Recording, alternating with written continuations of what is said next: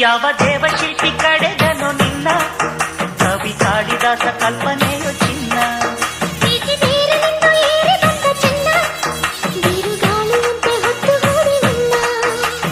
ಊರ್ವಶಿಯ ತಂಗಿಯೋ ಮಾತನಾಡೋ ಗಿಳೆಯೋ